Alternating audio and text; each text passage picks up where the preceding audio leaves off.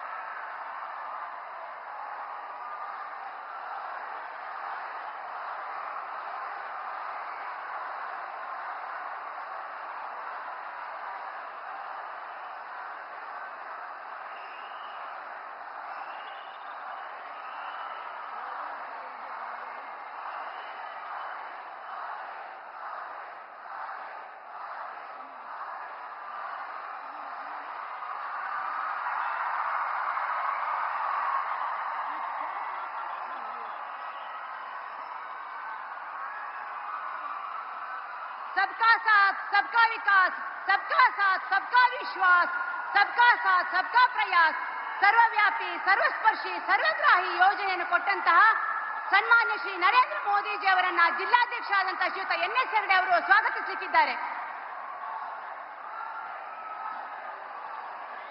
भारत माता की, भारत माता की, वंदे वंदे। भारतीय जनता पार्टी के, भारतीय जनता पार्टी के जय श्री राम, जय श्री राम, जय शिवाजी, जय शिवाजी, जय भीम, जय भीम।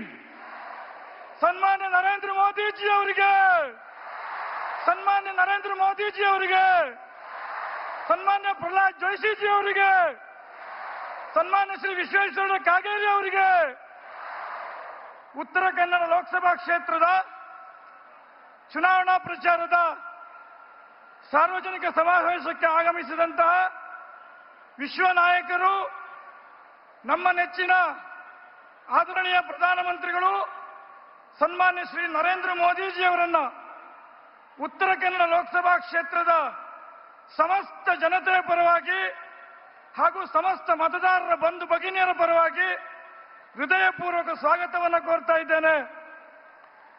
भारत के यशस्वी प्रधानमंत्री माननीय श्री नरेंद्र मोदी जी को उत्तर कन्नड़ लोकसभा क्षेत्र के समस्त लोगों के तरफ से हृदयपूर्वक स्वागत करता हूं. ಹಾಗೆ ಈ ಒಂದು ಸಮಾವೇಶದಲ್ಲಿ ಉಪಸ್ಥಿತರಿರುವ ನಮ್ಮ ಕೇಂದ್ರದ ಸಚಿವರು, ಧಾರವಾಡ ಲೋಕಸಭಾ ಕ್ಷೇತ್ರದ ಅಭ್ಯರ್ಥಿಗಳು ಆದಂತಹ ಸನ್ಮಾನ್ಯ ಪ್ರಹ್ಲಾದ್ ಜೋಶಿ ಅವರನ್ನು ಹೃತ್ಪೂರ್ವಕವಾಗಿ ಸ್ವಾಗತವನ್ನು ಕೋರ್ತಾ ಇದ್ದಾರೆ. ಉತ್ತರ ಕನ್ನಡ ಜಿಲ್ಲೆಯ ಲೋಕಸಭಾ ಕ್ಷೇತ್ರದ ಅಭ್ಯರ್ಥಿಯಾದಂತಹ ವಿಶ್ವೇಶ್ವರ ಕಾಗೇರಿ ಅವರನ್ನ ಹೃತ್ಪೂರ್ವಕವಾಗಿ ಸ್ವಾಗತಿಸ್ತೇನೆ. ವೇದಿಕೆ ಮೇಲಿದ್ದಂತ ಎಲ್ಲ ಗಣ್ಯರನ್ನು ಸ್ವಾಗತಿಸ್ತಾ, ಆಗಮಿಸಿದ ಎಲ್ಲ ಲೋಕಸಭಾ ಕ್ಷೇತ್ರದ ಮತದಾರ ಬಂಧು ಭಗಿನಿಯರನ್ನ ಸ್ವಾಗತಿಸ್ತಾ, ಮಾಧ್ಯಮದ ಸ್ನೇಹಿತರನ್ನ ಸ್ವಾಗತಿಸ್ತಾ ನನ್ನ ಸ್ವಾಗತ ವಾಚನ ಮುಗಿಸ್ತೇನೆ. ಜೈ ಶ್ರೀರಾಮ್.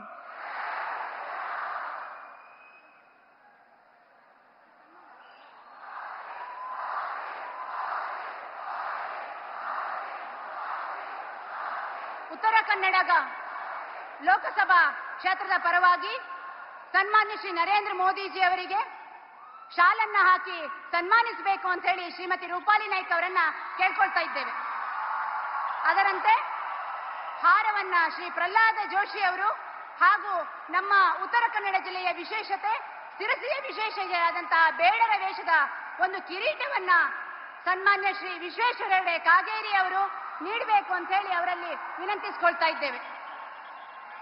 ಬಂದಂತಹ ಎಲ್ಲ ಮಹಿಳೆಯರ ಪರವಾಗಿ ವೇದಿಕೆ ಮೇಲಿರುವಂತಹ ಮಹಿಳೆಯರು ನಮ್ಮ ಗ್ರಾಮ ದೇವತೆ ಶಕ್ತಿ ದೇವತೆಯಾದಂತಹ ಶ್ರೀ ಮಾರಿಕಾಂಬಾ ದೇವಿಯ ಪ್ರತಿಮೆಯನ್ನ ನೀಡಿ ಆದರದಿಂದ ಗೌರವಿಸ್ತಾ ಇದ್ದಾರೆ.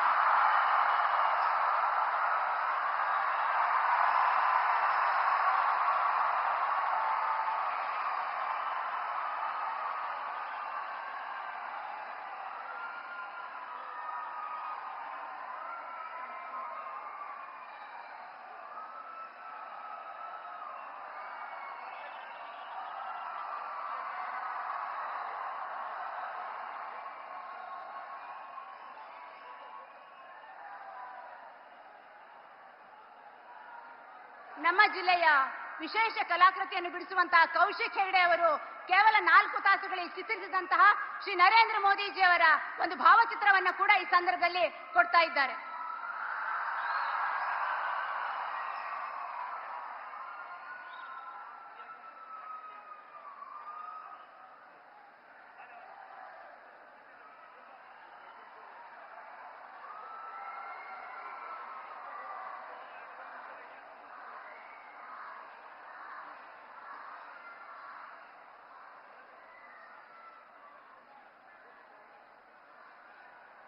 ಸನ್ಮಾನವನ್ನು ನೆರವೇರಿಸಿಕೊಟ್ಟಂತಹ ಎಲ್ಲ ಗಣ್ಯಾತಿ ಗಣ್ಯರಿಗೂ ಕೂಡ ಧನ್ಯವಾದಗಳು. ಈಗ ನಿಮ್ಮೆಲ್ಲರನ್ನ ಉದ್ದೇಶಿಸಿ ಕೇಂದ್ರ ಸಚಿವರು ಧಾರವಾಡ ಕ್ಷೇತ್ರದ ಲೋಕಸಭಾ ಅಭ್ಯರ್ಥಿಯಾದಂತ ಶ್ರೀಯುತ ಪ್ರಹ್ಲಾದ್ ಜೋಶಿ ಅವರು ನಮ್ಮನ್ನು ಉದ್ದೇಶಿಸಿ ಮಾತನಾಡಲಿದ್ದಾರೆ. ಬೋಲೋ ಭಾರತ್ ಮಾತಾ ಕಿ. ನರೇಂದ್ರ ಮೋದಿ ಅವರಿಗೆ, ನರೇಂದ್ರ ಮೋದಿ ಅವರಿಗೆ, ನಮ್ಮೆಲ್ಲರ ನೆಚ್ಚಿನ ನಾಯಕರು, ದೇಶ ಕಂಡ ಅಪ್ರತಿಮ ಆಡಳಿತಗಾರ ಹಾಗೂ ದೇಶ ಸ್ವತಂತ್ರಗೊಂಡ ನಂತರ ಇಲ್ಲಿಯವರೆಗೆ ಕಾಂಗ್ರೆಸ್ಸಿನ ಎಲ್ಲ ಸರ್ಕಾರಗಳಲ್ಲಿಯೂ ಸಹಿತ ಒಂದೊಂದು ಹಗರಣಗಳ ನಡೆದು ಭ್ರಷ್ಟಾಚಾರದ ಸರ್ಕಾರವೇ ಅಂತ ಮನೆಯ ಮಾತಾಗಿದ್ರೆ, ಕಳೆದ 10 ವರ್ಷದಲ್ಲಿ ಒಂದೇ ಒಂದು ಭ್ರಷ್ಟಾಚಾರದ ಕಪ್ಪು ಚುಕ್ಕೆ ಇಲ್ಲದಂತೆ ಆಡಳಿತವನ್ನು ನಡೆಸಿದಂಥವರು ಸನ್ಮಾನ್ಯ ನರೇಂದ್ರ ಮೋದಿಯವರು. ಹಾಗಾಗಿ ಒಂದು ಆಡಳಿತ ಇನ್ನೊಂದು ಆರ್ಥಿಕ ನೀತಿಯ ಪರಿಣಾಮವಾಗಿ ಇವತ್ತು ಜಗತ್ತಿನ 5ನೇ ಅತಿ ದೊಡ್ಡ ಆರ್ಥಿಕ ಶಕ್ತಿಯಾಗಿ ಹೊರಹೊಮ್ಮಿದೆ. ಸ್ನೇಹಿತರೆ, ನಾನು ನಿಮಗೊಂದು ಮಾತು ಹೇಳಲಿಕ್ಕೆ ಬಯಸ್ತೇನೆ. ಯಾವಾಗ ಭಾರತೀಯ ಜನತಾ ಪಾರ್ಟಿ ಮುಂದಕ್ಕೆ ಬರ್ತದೆ, ಭಾರತೀಯ ಜನತಾ ಪಾರ್ಟಿ ಪ್ರವರ್ಧಮಾನಕ್ಕೆ ಬರ್ತದೆ, ಒಂದು ಅಪಪ್ರಚಾರವನ್ನ ಮಾಡುವ ಕೆಲಸವನ್ನ ಮಾಡ್ತಾರೆ. ಅದು ಏನು ಅಂದ್ರೆ, ಬಿಜೆಪಿಯವರು ಸಂವಿಧಾನವನ್ನ ಬದಲಿಸ್ತಾರೆ ಮತ್ತು ರಿಸರ್ವೇಶನ್ ಅನ್ನ ತೆಗಿತಾರೆ ಅಂತ ಹೇಳಿ. ನಾನು ಒಂದು ಮಾತು ಹೇಳ್ತೀನಿ, ದೇಶದ ಸಂವಿಧಾನಕ್ಕೆ ಮತ್ತು ಡಾಕ್ಟರ್ ಬಾಬಾ ಸಾಹೇಬ್ ಅಂಬೇಡ್ಕರ್ ಅವರಿಗೆ ಅತ್ಯುನ್ನತವಾದಂತಹ ಗೌರವವನ್ನು ಕೊಟ್ಟು ಅವರ ಪಂಚತೀರ್ಥಗಳನ್ನ ಯಾರಾದರೂ ಅಭಿವೃದ್ಧಿ ಮಾಡಿ ಅವನ್ನ ಪಂಚತೀರ್ಥ ಕ್ಷೇತ್ರ ಅಂತ ಕರೆದಂತಹ ಪ್ರಧಾನಮಂತ್ರಿ ಇದ್ರೆ ಅದು ಶ್ರೀ ನರೇಂದ್ರ ಮೋದಿ ಅವರು. ಯಾರನ್ನು ವೋಟ್ ಬ್ಯಾಂಕ್ ರಾಜಕಾರಣದಂತೆ ಉಪಯೋಗ ಮಾಡಲಾರದೆ ಮೊದಲನೇ ಸರ್ತಿ ಅವಕಾಶ ಸಿಕ್ಕಾಗ ನಾವು ರಾಮನಾಥ್ ಕೋವಿಂದ್ ಅನ್ನುವಂತಹ ದಲಿತ ವ್ಯಕ್ತಿಯನ್ನ ನಾವು ರಾಷ್ಟ್ರಪತಿ ಮಾಡಿದರೆ ಸನ್ಮಾನ್ಯ ಪ್ರಧಾನಮಂತ್ರಿಯವರು ಅದಕ್ಕೆ ಒಂದು ಅನುಮೋದನೆಯನ್ನ ಕೊಟ್ಟರೆ, ಅತ್ಯಂತ ಸಾಮಾನ್ಯ ಕುಟುಂಬದಿಂದ ಬಂದಂತಹ ಒಬ್ಬ ಹಿಂದುಳಿದ ಮಹಿಳೆ, ಆ ಮಹಿಳೆಗೆ ರಾಷ್ಟ್ರಪತಿಯನ್ನ ಮಾಡುವುದರ ಮೂಲಕ ದೇಶದ ಒಂದು ದೊಡ್ಡ ಗೌರವವನ್ನು ಕೊಡುವಂತಹ ಕೆಲಸವನ್ನು ಆ ವರ್ಗಕ್ಕೆ ನಾವು ಮಾಡಿದ್ದೇವೆ. ಅನೇಕ ಟ್ರೈಬ್ ಜನ ತಾವು ಇಲ್ಲಿ ಇದ್ದೀರಿ, ಇದನ್ನು ತಾವು ಗಮನಿಸಬೇಕು ಅನ್ನುವಂತಹ ಮಾತು ಹೇಳ್ತೇನೆ ನಾನು. ಸ್ನೇಹಿತರೆ, ನರೇಂದ್ರ ಮೋದಿ ಗ್ಯಾರಂಟಿ ಅಂದ್ರೆ ಆ ಗ್ಯಾರಂಟಿ ಜೀವನದ ಭದ್ರತೆಯ ಗ್ಯಾರಂಟಿ ಅನ್ನುವಂಥದ್ದನ್ನು ತಾವು ನೆನಪಿಡ್ಕೋಬೇಕು. ಈ ದೇಶದೊಳಗ ಭಯೋತ್ಪಾದನೆ ಅತ್ಯಂತ ಕಮ್ಮಿಯಾಗಿ ಆಲ್ಮೋಸ್ಟ್ ಇಲ್ಲ ಅನ್ನುವಂತಹ ಸ್ಥಿತಿಗೆ ಬಂದಂತಹ ಸಂದರ್ಭದಲ್ಲಿ ಕಾಂಗ್ರೆಸ್ ಸರ್ಕಾರ ಕರ್ನಾಟಕ ರಾಜ್ಯದಲ್ಲಿ ಬಂದ ನಂತರ ಯಾವ ರೀತಿ ನಡೀತಾ ಇದೆ ಅನ್ನೋದನ್ನ ತಾವು ನೋಡಿದ್ದೀರಿ. ಮೊದಲನೇದಾಗಿ ನಮ್ಮ ವಿಧಾನಸೌಧದಲ್ಲಿ ಪಾಕಿಸ್ತಾನ್ ಜಿಂದಾಬಾದ್ ಅನ್ನುವಂತಹ ಘೋಷಣೆಯನ್ನು ಮಾಡಿದ್ರೆ ಅರೆಸ್ಟ್ ಮಾಡಲಿಕ್ಕೆ 8 ದಿವಸ ತೆಗೆದುಕೊಂಡಂತ ಒಂದು ನಾಚಿಗೇಡಿ ಸರ್ಕಾರ ಇಲ್ಲಿ ಕೂತಿದೆ ಸ್ನೇಹಿತರೆ. ಅದೇ ರೀತಿ ಒಂದು ಕಡೆ ಈ ಸ್ಥಿತಿ ಆದ್ರೆ ನರೇಂದ್ರ ಮೋದಿ ಅವರ ಸರ್ಕಾರ ಏನ್ ಹೇಳ್ತದೆ, ಭಯೋತ್ಪಾದನೆ ಬಗ್ಗೆ ಶೂನ್ಯ ಸಹಿಷ್ಣುತೆ, ಯಾವ ಕಾರಣಕ್ಕೂ ಸಹಿಸೋದಿಲ್ಲ ಅನ್ನುವಂತಹ ಮಾತು ಹೇಳಿ ಪಾಕಿಸ್ತಾನವನ್ನು ತಹಬಂದಿಗೆ ಇಟ್ರೆ, ಇವತ್ತು ರಾಮೇಶ್ವರಂ ಕೆಫೆ ಬಾಂಬ್ ಬ್ಲಾಸ್ಟ್ ಆದಾಗ ಈ ರಾಜ್ಯದ ಗೃಹ ಮಂತ್ರಿ ಸ್ಟೇಟ್ಮೆಂಟ್ ಕೊಡ್ತಾರೆ. ಏನ್ ಸ್ಟೇಟ್ಮೆಂಟ್ ಕೊಡ್ತಾರೆ? ಅದು ಸಿಲಿಂಡರ್ ಸ್ಫೋಟ ಆಗಿದೆ ಅಂತ. ಅಂದ್ರೆ ಮುಚ್ಚಿ ಹಾಕುವ ಹುನ್ನಾರ. ಇನ್ನೊಬ್ರು ಕೊಡ್ತಾರೆ ಬಿಸಿನೆಸ್ ರೈವಲರೀಸ್, ಬಿಸಿನೆಸ್ ಸ್ಪರ್ಧೆ ಇಂತ ಆಗಿದೆ ಅಂತ ಹೇಳಿ. ಹಾಗಾಗಿ ಒಂದು ರೀತಿಯಲ್ಲಿ ತುಷ್ಟೀಕರಣದ ಪರಾಕಾಷ್ಠೆಯ ಪರಿಣಾಮ. ಹುಬ್ಬಳ್ಳಿಯ ಪೊಲೀಸ್ ಸ್ಟೇಷನ್ ಅನ್ನು ಸುಟ್ಟು ಪೊಲೀಸ್ ಸಿಬ್ಬಂದಿಯನ್ನ ಕೊಲ್ಲಲಿಕ್ಕೆ ಹೊರಟಂತ 150ಕ್ಕೂ ಹೆಚ್ಚು ಅಪರಾಧಿಗಳನ್ನ ಯಾರು PFI ಜೊತೆಗೆ ಸಂಪರ್ಕ ಇಟ್ಟುಕೊಂಡಿದ್ರೋ ಅವರನ್ನ ಬೇಲ್ ಮೇಲೆ ರಿಲೀಸ್ ಮಾಡಲಿಕ್ಕೆ ಇವರು ವ್ಯವಸ್ಥೆಯನ್ನ ಮಾಡಿದಂತಹ ಸರ್ಕಾರ KJ ಹಳ್ಳಿ DJ ಹಳ್ಳಿ ಅವರ ಕ್ಷೇತ್ರದ ಶಾಸಕರಾಗಿದ್ದಂತಹ ಅಖಂಡ ಶ್ರೀನಿವಾಸ ಮೂರ್ತಿಯ ಮನೆಯನ್ನ ಸುಟ್ಟು ಹಾಕಿ ಇಡೀ ಒಂದು ಕ್ಷೇತ್ರವನ್ನೇ ಗಂದಲದಿಂದ ಮೂಡಿಸಿದಂತಹ ಸಂದರ್ಭದಲ್ಲಿ ಸಹಿತ ಅದನ್ನು ಕೂಡ ಅವರ ದಲಿತ ಶಾಸಕನಿಗೆ ಅವರು ಸಂರಕ್ಷಣೆ ಕೊಡಲಿಲ್ಲ. ಇವರು ಬಂದ ತಕ್ಷಣ ಅವರಿಗೆ ಬೇಲ್ ಕೊಡುವಂತ ಕೆಲಸವನ್ನು ಮಾಡ್ತಾರೆ. ಅದರ ಪರಿಣಾಮವಾಗಿ ಇವತ್ತು ಮತಾಂಧ ಶಕ್ತಿಗಳಿಗೆ ಧೈರ್ಯ ಬರ್ತಾ ಇದೆ. ಆ ಮತಾಂಧ ಶಕ್ತಿಗಳ ಧೈರ್ಯದ ಪರಿಣಾಮವಾಗಿ ಹುಬ್ಬಳ್ಳಿಯಲ್ಲಿ ಒಂದು ಹುಡುಗಿ ಕಾಲೇಜ್ಗೆ ಹೋಗುವಂತ ಕಾಲೇಜ್ ವಿದ್ಯಾರ್ಥಿನಿ ಅವಳು ಅವರ ತಂದೆ ಹೇಳಿದ್ದಾರೆ, ಮೀಡಿಯಾದ ಮುಂದೆ ಹೇಳಿದ್ದಾರೆ. ಏನ್ ಹೇಳಿದ್ದಾರೆ? ನನ್ನ ಮಗಳು ಮತಾಂತರ ಆಗಲಿಕ್ಕೆ ಒಪ್ಪಲಿಲ್ಲ, ಆದ್ದರಿಂದ ಆಕೆಯನ್ನ ಬರ್ಬರವಾಗಿ ಕೊಲೆ ಮಾಡಲಾಯಿತು ಅನ್ನುವಂತಹ ಮಾತನ್ನು ಹೇಳಿದ್ದಾರೆ. ಆದ್ದರಿಂದ ನಾನು ಹೇಳಿದೆ, ಈ ದೇಶದೊಳಗ ಈ ಮತಾಂಧದ ಭಯೋತ್ಪಾದನೆಯಿಂದ ಜೀವಕ್ಕೆ ಗ್ಯಾರಂಟಿ ಕೊಡುವಂತಹ, ಜೀವವನ್ನು ಉಳಿಸಿಕೊಳ್ಳುವಂತಹ ಗ್ಯಾರಂಟಿಯನ್ನ, ಜೀವದ ಭದ್ರತೆ ಗ್ಯಾರಂಟಿಯನ್ನ ಕೊಡಲಿಕ್ಕೆ ಸಾಧ್ಯ ಇದ್ರೆ ಅದು ಏಕಮಾತ್ರ ವ್ಯಕ್ತಿ, ಏಕಮಾತ್ರ ನಾಯಕ, ಅದು ಶ್ರೀ ನರೇಂದ್ರ ಮೋದಿ ಅವರು ಅನ್ನುವಂಥದ್ದನ್ನು ನಾವು ಮರಿಬಾರದು. ಹಾಗಾಗಿ ಸ್ನೇಹಿತರೆ, ಗ್ಯಾರಂಟಿ ಅಂತ ಸಿದ್ದರಾಮಯ್ಯನವರು ಭಾಷಣ ಮಾಡ್ಕೊತ ಹೋಗ್ತಾರೆ. ಎಲ್ಲ ರೇಟ್ ಜಾಸ್ತಿ ಮಾಡಿದ್ದಾರೆ. 10 ರೂಪಾಯಿ ಬಾಂಡ್ ಪೇಪರ್ ಎಷ್ಟು ಮಾಡಿದ್ದಾರೆ? 100 ರೂಪಾಯಿ. 100 ರೂಪಾಯಿ ಬಾಂಡ್ ಪೇಪರ್ ಎಷ್ಟು ಮಾಡಿದ್ದಾರೆ? 500 ರೂಪಾಯಿ. ಪಹಣಿ ಪತ್ರಿಕೆ ಉತ್ತಾರ 10 ರೂಪಾಯಿ ಇದ್ದಿದ್ದು ಎಷ್ಟು ಮಾಡಿದ್ದಾರೆ? 25. ಅದೇ ರೀತಿ ಹಾಲಿನ ದರವನ್ನ ಜಾಸ್ತಿ ಮಾಡಿದ್ದಾರೆ. ಹಾಲು ಉತ್ಪಾದಕರಿಗೆ ನಾವೇನು ಸಬ್ಸಿಡಿ ಕೊಡ್ತಾ ಇದ್ವಿ ಅದನ್ನ ನಿಲ್ಲಿಸಿದ್ದಾರೆ. ಆನಂತರ ರಿಜಿಸ್ಟ್ರೇಷನ್ ಚಾರ್ಜ್ ಜಾಸ್ತಿ ಮಾಡಿದ್ದಾರೆ. ಮದ್ಯವಂತೂ ಸಿಕ್ಕಾಪಟ್ಟಿ, ಎಣ್ಣೆಯಂತೂ ಸಿಕ್ಕಾಪಟ್ಟಿ ಜಾಸ್ತಿ ಮಾಡಿದ್ದಾರೆ. ಇದರ ಪರಿಣಾಮವಾಗಿ ಪ್ರತಿ ವ್ಯಕ್ತಿಯಿಂದ 1,000 ರೂಪಾಯಿ ಕಸುಗೊಳ್ತಾ ಇದ್ದಾರೆ, 2,000 ರೂಪಾಯಿ ಕೊಡ್ತಾ ಇದ್ದಾರೆ. ಇದು ಕಾಂಗ್ರೆಸ್ಸಿನ ನೀತಿ ಸ್ನೇಹಿತರೆ. ಒಂದು TC ಹಾಕಬೇಕಂದ್ರೆ 10,000 ಇದ್ದಿದ್ದು ಇವತ್ತು ಎಷ್ಟು ಮಾಡಿದ್ದಾರೆ ಅಂತ ನಮಗೆ ಗೊತ್ತಿದೆ. ಹಾಗಾಗಿ ಇವತ್ತು ನರೇಂದ್ರ ಮೋದಿ ಗ್ಯಾರಂಟಿ ಇದು ಜೀವದ ಗ್ಯಾರಂಟಿ, ಅದು ನಮ್ಮ ಸ್ವಾವಲಂಬನೆಯ ಗ್ಯಾರಂಟಿ ಅನ್ನುವಂತಹ ಮಾತನ್ನು ಹೇಳ್ತಾ ಮತ್ತೊಮ್ಮೆ ನರೇಂದ್ರ ಮೋದಿ ಅವರಿಗೆ ಸ್ವಾಗತಿಸಿ ತಮ್ಮೆಲ್ಲರಿಗೂ ವಂದಿಸಿ ನನ್ನ ಮಾತನ್ನು ಮುಗಿಸ್ತೇನೆ. ನಮಸ್ಕಾರ.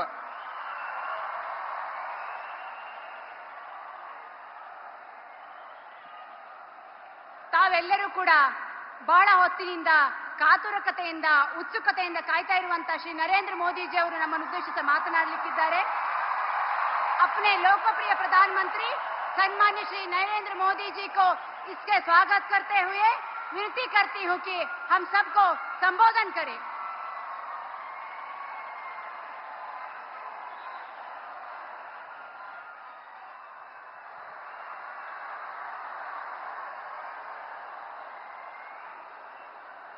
भारत माता की,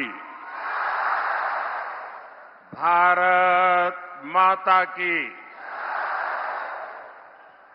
ಉತ್ತರ ಕನ್ನಡ ಮತ್ತು ಧಾರವಾಡದ ಸೋದರ ಸೋದರಿಯರಿಗೆ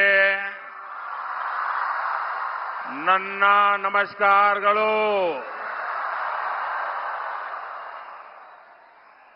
मैं श्री सिरसी मिरांकाबा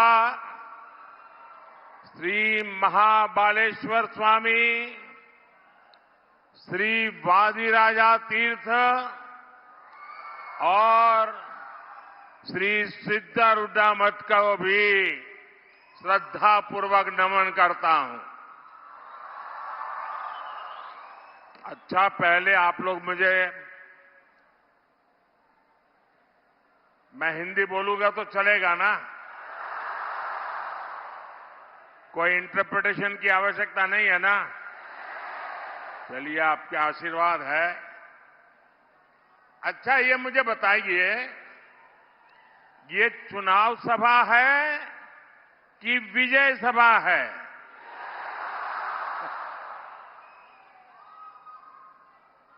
आप लोगों ने वातावरण तो ऐसे ही बढ़ा दिया है जैसे कर्नाटका में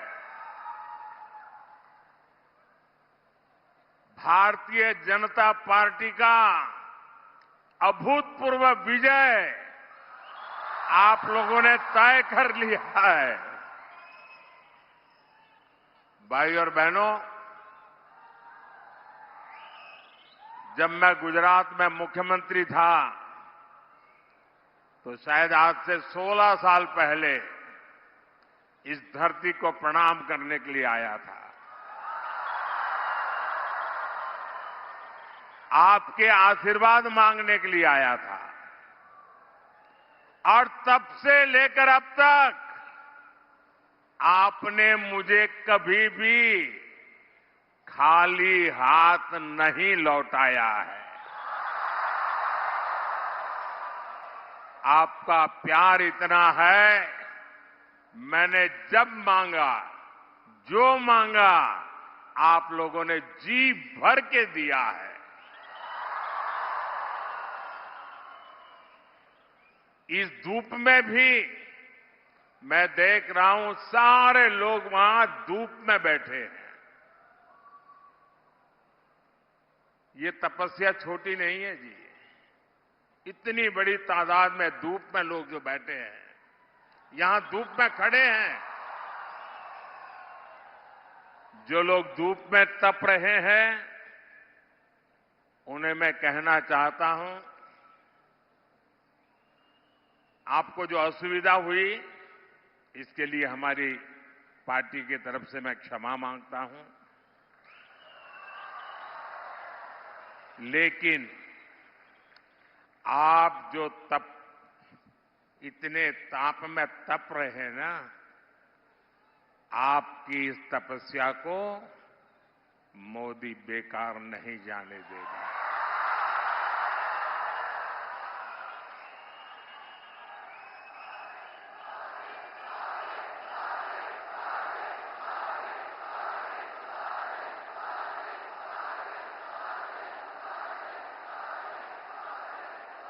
आप जो ये तपस्या कर रहे हैं, मैं विकास करके आपको अवश्य लौटाऊंगा। भाई और बहनों, आज मैं आप सभी से विकसित कर्नाटका के लिए, विकसित भारत के लिए आप सबका, पूरे कर्नाटका का आशीर्वाद मांगने के लिए आया हूं।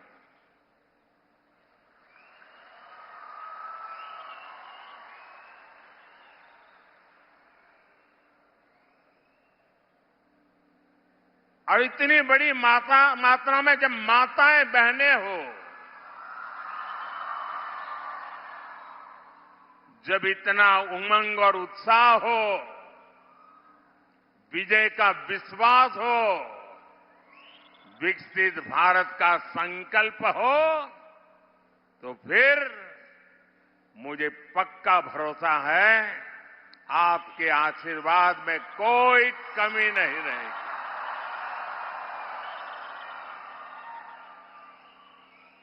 और मैं देख रहा हूं कि आप उत्तर कन्नड़ा से मेरे बहुत पुराने साथी विश्वेश्वर हेगड़े जी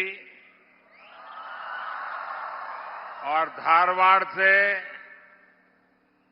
मेरे संसद के साथी, सरकार के साथी भाई प्रहलाद जोशी जी को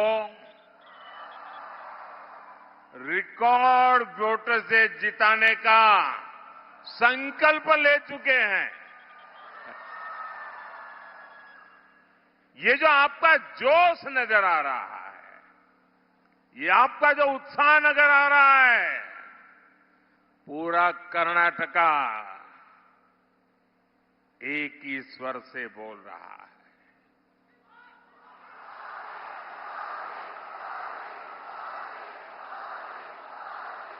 एक ही गूंज सुनाई दे रही है। फिर एक बार, फिर एक बार, फिर एक बार। साथियों, आपके आशीर्वाद ने ही 2014 और 2019 में पूर्ण बहुमत वाली बीजेपी एनडीए की मजबूत सरकार देश में बनाई।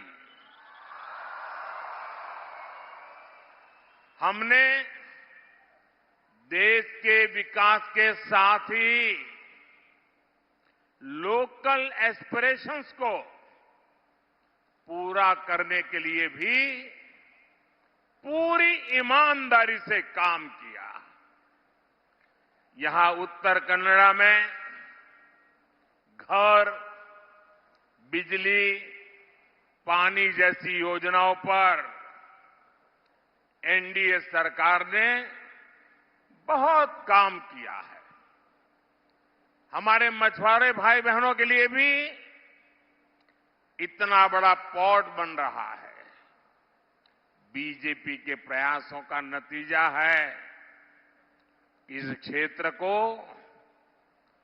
धारवाड़ आईआईटी मिला है, बड़ा आधुनिक रेलवे स्टेशन मिला है।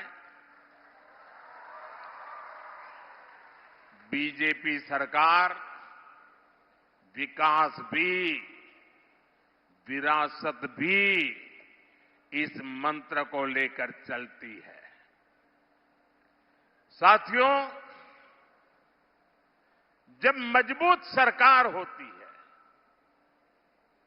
पूर्ण बहुमत वाली स्थिर सरकार होती है, तो दुनिया भी उस पर भरोसा करती है।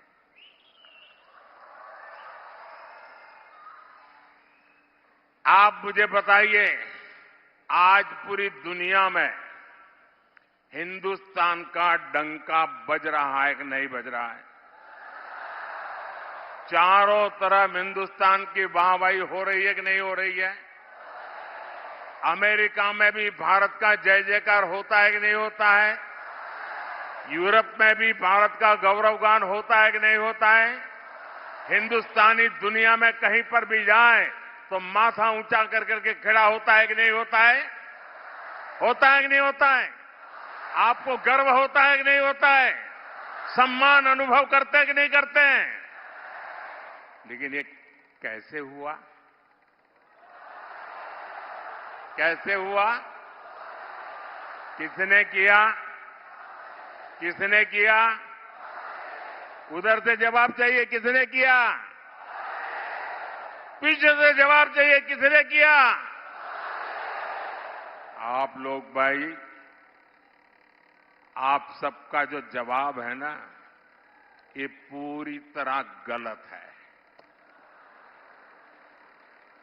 ये मोदी ने नहीं किया है, ये आपके एक वोट ने किया है। आपके वोट की ताकत है। आपके वोट की क्या ताकत होती है, ये 10 साल में हिंदुस्तान के हर मतदाता ने देखा है। और मोदी आपके एक एक वोट का जो उसकी ताकत है, उस ताकत के भरोसे जब दुनिया के किसी भी नेता बड़े बड़े को मिलता हूं ना, 6 फीट वाले हो, 6.5 फीट वाले हो, हैं? कितनी ही गोरी चमड़ी क्यों न हो, जब मैं उनको मिलता हूं ना, मुझे देखना तो ऐसे पड़ता है। लेकिन जब मैं दुनिया की बड़ी बड़ी शक्तियों को मिलता हूं तो मोदी अकेला नहीं मिलता है। 140 करोड़ देशवासी मेरे पीछे खड़े होते हैं और तब जाकर के मैं सीना तान करके उनको हाथ मिलाता हूं। उनको भी लगता है यार कुछ तो है। लगता है कि नहीं लगता है? ये सब आपके एक वोट की ताकत है भाइयों।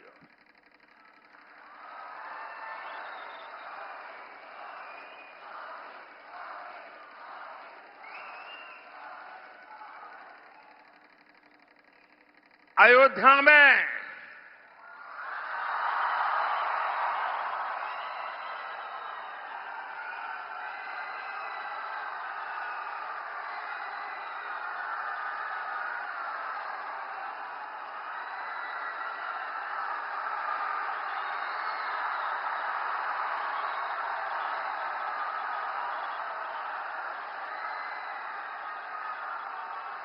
साथियों, मेरे और आपके पूर्वजों ने,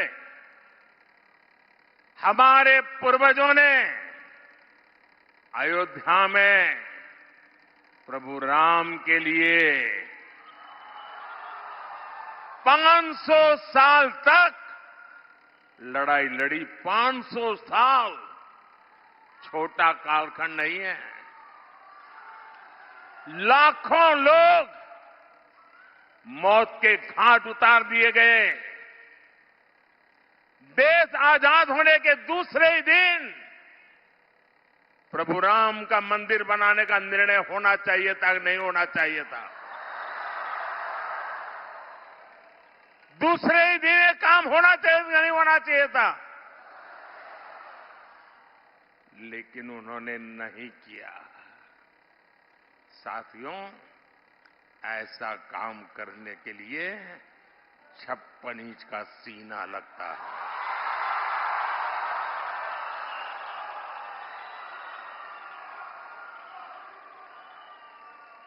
तब जाकर के 500 साल का सपना, 500 साल का इंतजार समाप्त होता है। लेकिन ये तब होता है जब आपके वोट की ताकत मिलती है।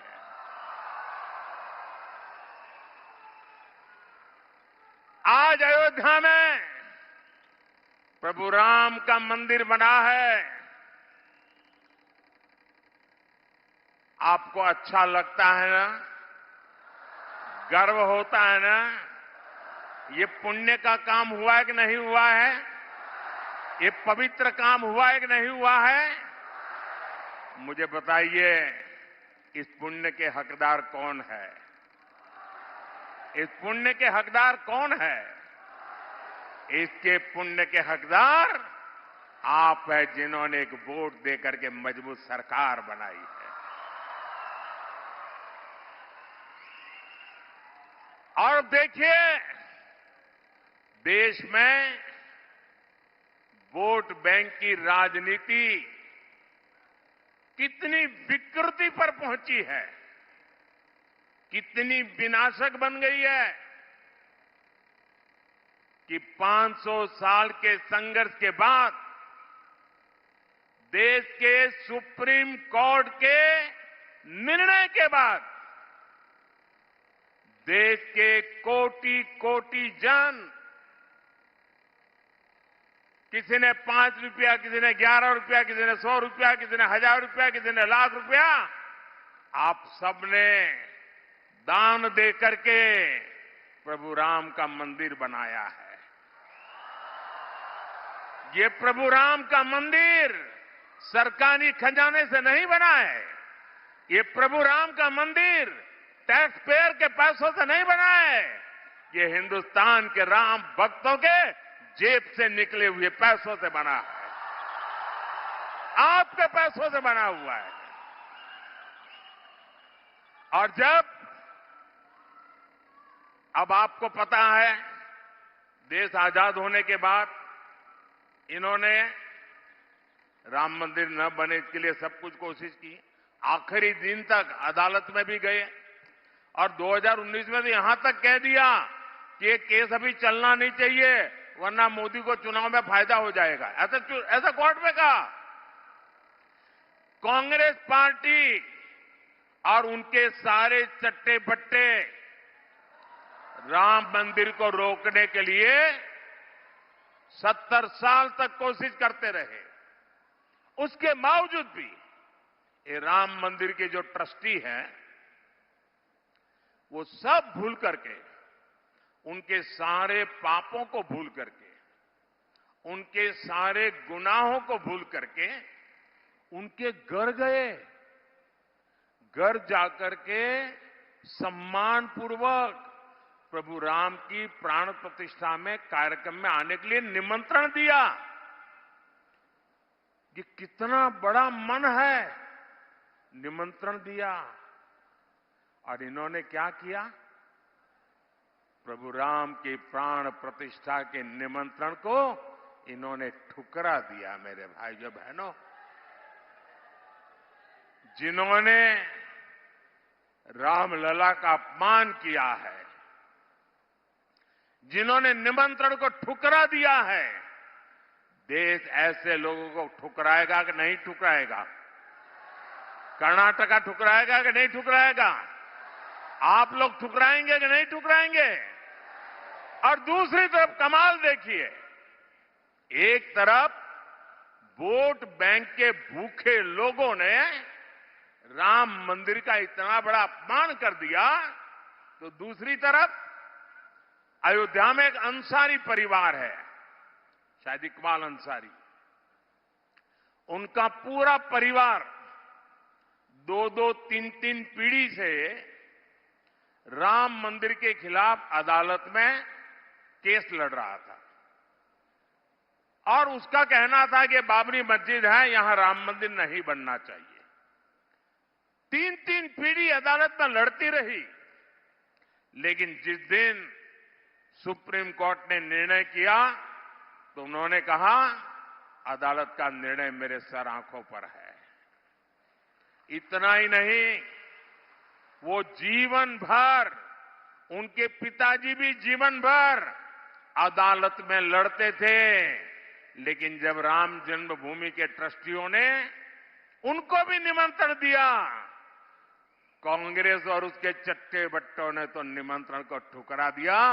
लेकिन ये अंसारी परिवार देखिए, ये अंसारी मुसलमान होने के बावजूद भी राम मंदिर प्राण प्रतिष्ठा में गए, पूरा समय बैठे, और इतना ही नहीं, उनका जो गनमैन था वो हिंदू था, तो उन्होंने गनमैन को एक लकड़ी की छोटा बना हुआ राम मंदिर की प्रतिकृति उसको भेंट में सौगात में दी।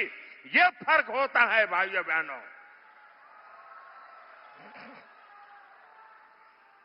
यह देश विकास भी चाहता है, विरासत भी चाहता है।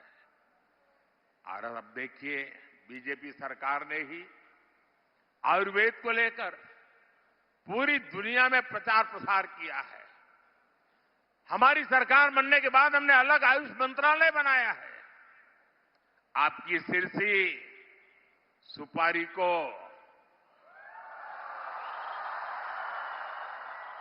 जीआई टैग यानी उत्तर कन्नड़ा की पहचान बीजेपी ने ही दी है।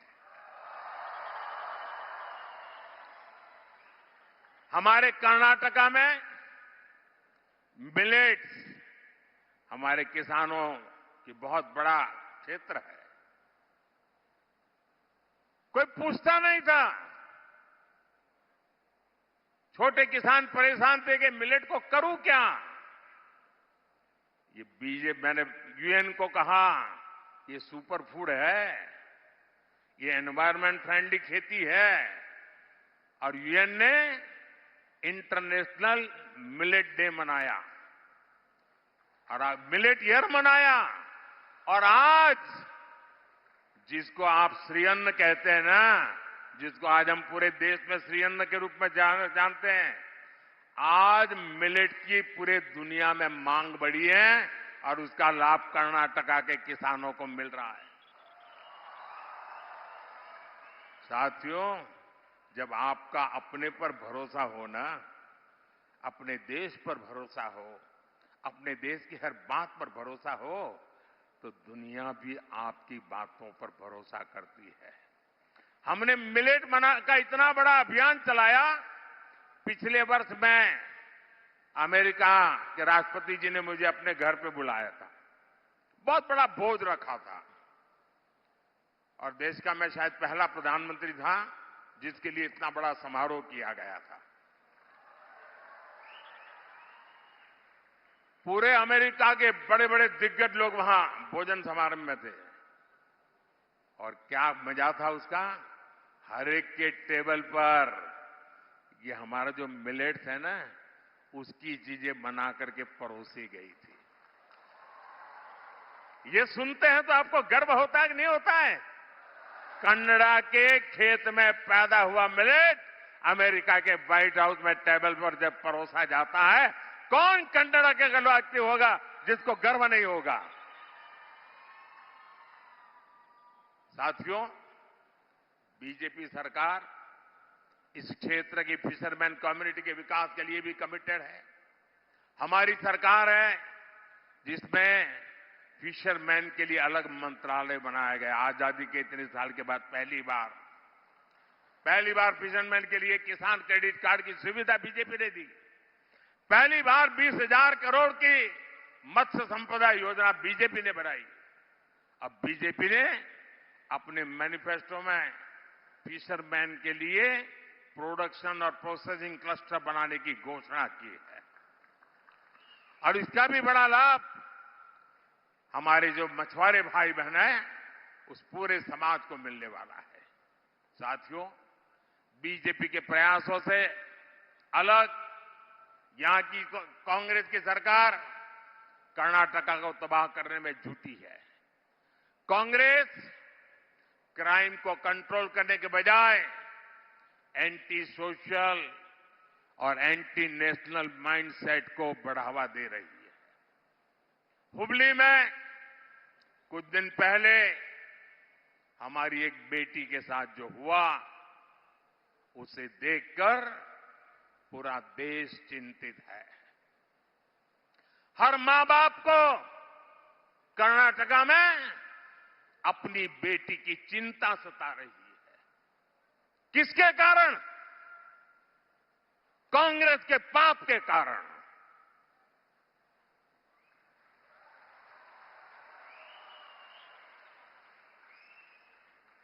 क्या कभी कांग्रेस आपकी बेटी की रक्षा कर सकती है क्या? आप उनके भरोसे बेटियों को बड़ा बना सकते हैं क्या? कॉलेज कैंपस में दिन दहाड़े ऐसा कदम उठाने की हिम्मत उस अपराधी में आई कैसे? उन्हें पता है वोट बैंक के भूखे लोग कुछ दिन के बाद उनको बचा लेंगे, इसलिए ये पाप करने की हिम्मत आती है भाई।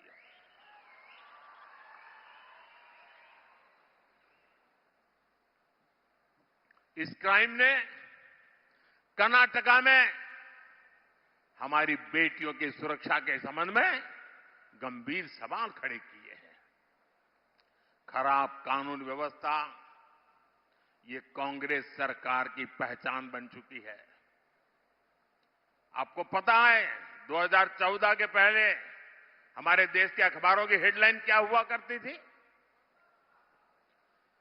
आज बेंगलुरु में बम धमाका हुआ, आज बेंगलुरु में बम धमाका हुआ, आज अयोध्या में बम धमाका हुआ, आज दिल्ली में बम धमाका हुआ, आज गांधीनगर में बम धमाका हुआ, आज सूरत में बम धमाका हुआ, आज मुंबई के अंदर ट्रेन में ब्लास्ट हो गया। ये खबरें आती थी कि नहीं आती थी? आती थी कि नहीं आती थी? 2014 के बाद ये खबरें खत्म हुई कि नहीं हुई? खत्म हुई कि नहीं हुई? देश के कोने कोने में बम धमाकों को रोक लगी कि नहीं लगी? लेकिन बेंगलुरु में इनके आते ही बम फोड़ते हैं आकर के आतंकी। बेंगलुरु हाईटेक सिटी, दुनिया में जिस बेंगलुरु का नाम, वहां पर एक काफे में बम फूटता है। भाइयों बहनों, और ये लोग बयान देते हैं क्या, गैस का सिलेंडर फटा है।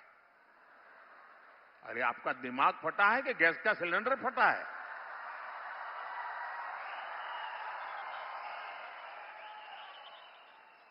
हो क्या गया इन लोगों को? और जब मामला एनआईए के पास गया, तब जाकर के बंगाल में जाकर के उनको दबोच करके ले आए हैं भाइयों।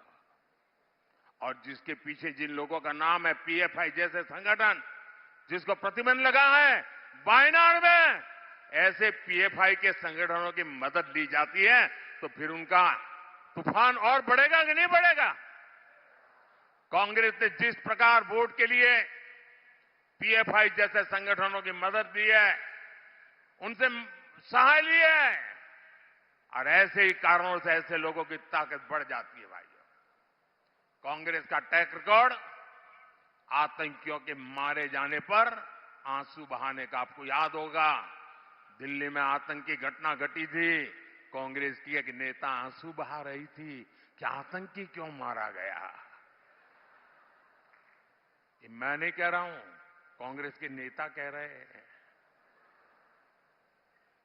साथियों, बीजेपी का ट्रैक रिकॉर्ड है, हमने पीएफआई की कोई भी ताकत को प्रतिबंध लगा दिया, उसके बड़े बड़े शहंशाह जेलों में सड़ रहे। दोस्तों, एक जमाना था, आए दिन पड़ोस में से आतंकी एक्सपोर्ट होते थे, हमारे देश के जवानों को मार करके भाग जाते थे। अब सर्जिकल स्ट्राइक होता है, और ये नया हिंदुस्तान है, ये घर में घुस के मारेगा।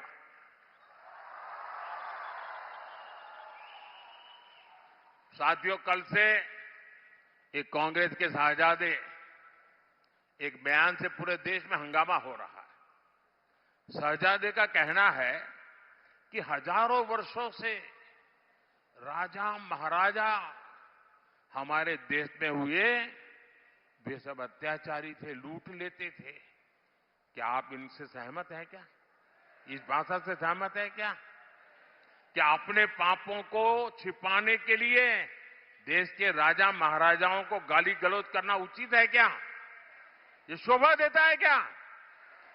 कांग्रेस का ट्रैक रिकॉर्ड रहा है कि उसने भारतीय संस्कृति को नष्ट किया, भारत के इतिहास को सहित इतिहास नहीं रखा, उसको तोड़ा मरोड़ा है। कांग्रेस का मकसद यही था कि छत्रपति शिवाजी महाराज, महाराणा प्रताप, ऐसे महान योद्धाओं का इतिहास अगली पीढ़ी को पता न चले। ये शाहजादे बाहर राजा महाराजा को गाली देते, उसको मालूम नहीं है छत्रपति शिवाजी महाराज ने पानी में जो काम किया था उस जमाने में, पानी पर जो प्रबंधन किया था, आज भी बड़े बड़े इंजीनियरों के लिए ये बहुत बड़ा सीखने वाला काम है। आपको तो सिर्फ इतना ही समझ आता है कि छत्रपति शिवाजी महाराज घोड़े पर बैठे। शिवाजी महाराज ने इतनी छोटी छोटी चीजों की चिंता की थी समाज की भलाई के लिए, आप उनको गालियां दे रहे हो। और उनके मुंह से किसी नवाब के लिए गाली सुनी भाई? किसी सुल्तान के लिए गाली सुनी क्या? किसी बादशाह के लिए गाली सुनी क्या? Vote bank.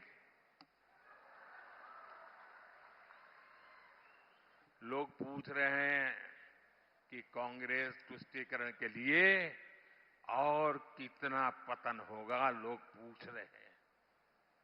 साथियों, इस क्षेत्र का भारत के इतिहास में बहुत ऊंचा स्थान है।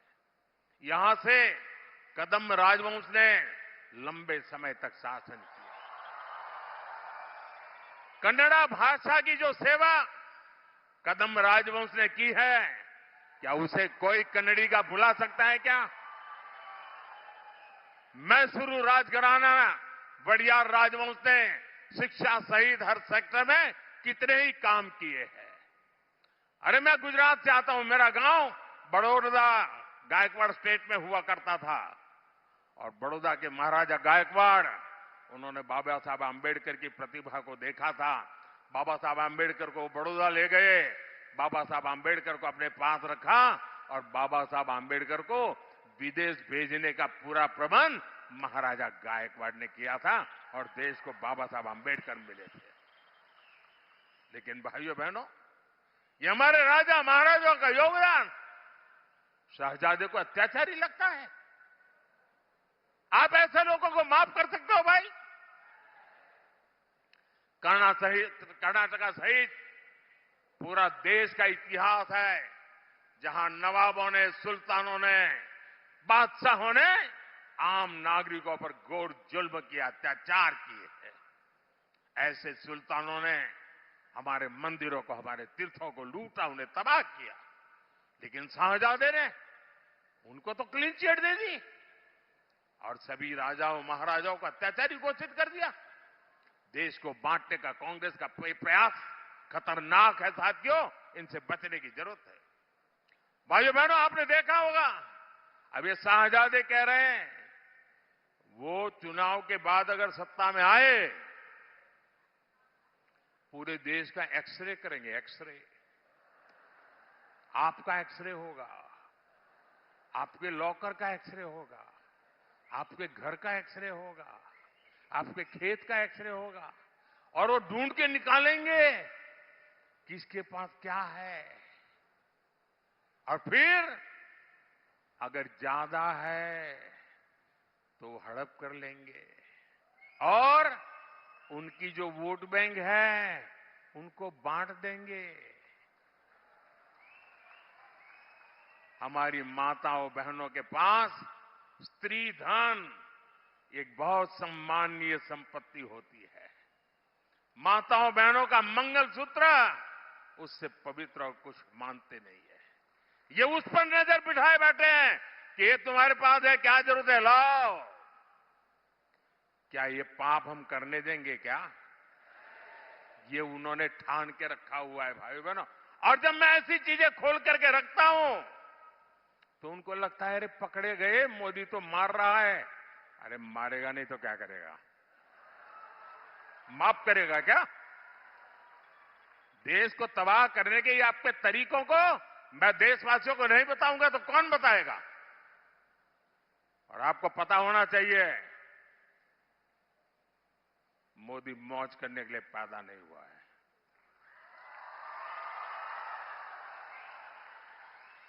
परमात्मा ने मोदी को आपकी सेवा के लिए ही पैदा किया है।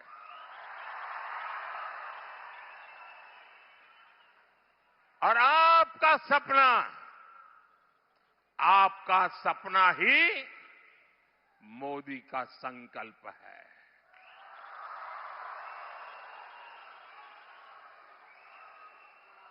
ये मेरी गारंटी है आपको। मेरा पल पल आपके नाम, मेरा पल पल आपके बच्चों के भविष्य के नाम, मेरा पल पल आपके सपनों को साकार करने के नाम, मेरा पल पल देश के नाम, देशवासियों के नाम। और इसलिए मैं आपको गारंटी देता हूं 24/7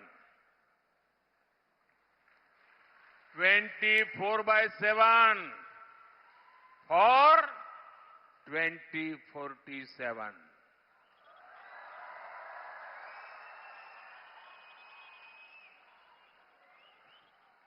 साथियों, कांग्रेस ने एक और खतरनाक इरादा, कर्नाटका के लोगों को सावधान रहना है। आप जो बचत करते हैं ना, हमारे देश में हर मां बाप वो कुछ भी है घर में तो सोचता है कि भाई मेरे मरने के बाद बच्चों को तो ये मिलना चाहिए, मैं ये तो रखूंगा, बच्चों को काम आएगा। एक घर कैसे भी करके बना दूं ताकि मरने के बाद बच्चों को दे सकूं। ये हर हिंदुस्तानी के मन में रहता है कि नहीं रहता है? गरीब से गरीब हिंदुस्तानी भी मरने के बाद बच्चों को कुछ देने का इरादा रखता है कि नहीं रखता है? अब ये शाहजादे ने, उनके गुरु ने अमेरिका से घोषणा की है कि वो इनहेरिटेंस टैक्स लाएंगे। इसका मतलब है कि आपने जो बचाया है वो मरने के बाद आपके संतानों को नहीं जाएगा। आधे से ज्यादा 55%, 55% ये कांग्रेस की जमात, उनकी सरकार हड़प कर लेगी। आपकी आधी प्रॉपर्टी गई। 4 कमरे का घर है तो 2 कमरे गए। 10 एकड़ का खेत तो 5 एकड़ गया। आपके संतान को नहीं मिलेगा। और इसलिए देश चिंतित है, देश गुस्से में है और देश कह रहा है कांग्रेस की लूट जिंदगी के साथ भी, कांग्रेस की लूट जिंदगी के साथ भी और जिंदगी के बाद भी।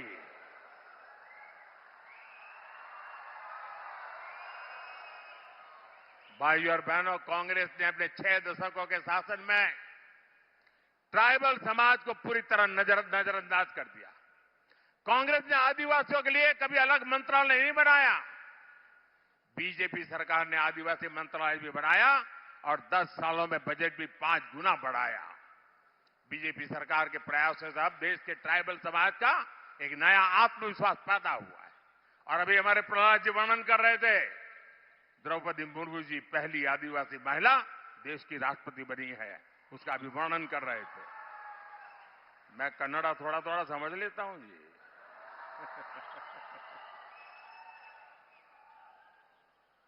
भाइयों बहनों, मोदी का एक ही सपना है, मोदी का एक ही लक्ष्य है। मोदी के लिए अपना कुछ नहीं है, आप ही मेरा परिवार, मेरा भारत मेरा परिवार, मेरा भारत मेरा परिवार।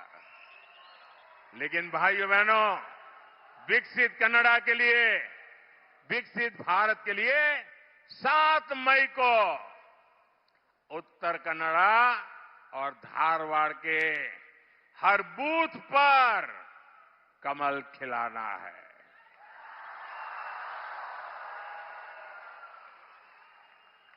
और कमल के निशान पर आप बटन दबाएंगे ना, तो आप पक्का मान लेना आपको मोदी दिखाई देगा।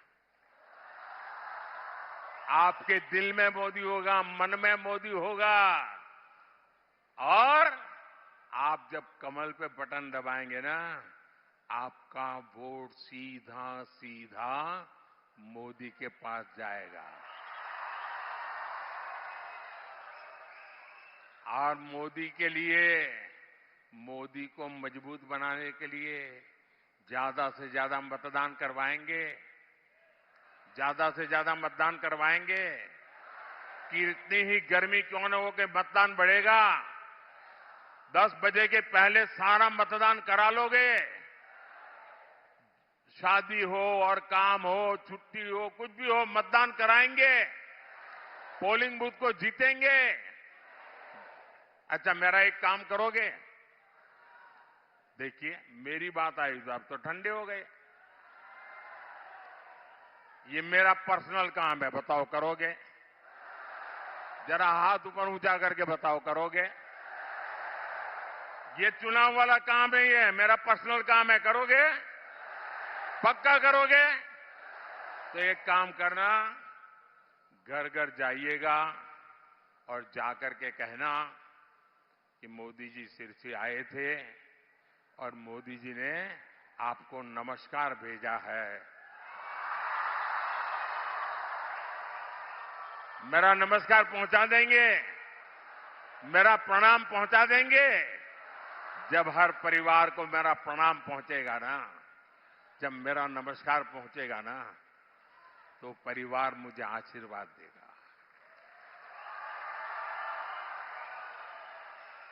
और वो आशीर्वाद ही मेरी ऊर्जा है। वो आशीर्वाद मेरी ताकत बढ़ा देगा और मुझे आपके लिए खप जाने की और नई प्रेरणा मिलेगी। और इसलिए मैं आपसे कहता हूं, घर घर जाकर के मेरा प्रणाम जरूर पहुंचाइएगा। मेरे साथ बोलिए, भारत माता की, भारत माता की, भारत माता की। बहुत बहुत धन्यवाद।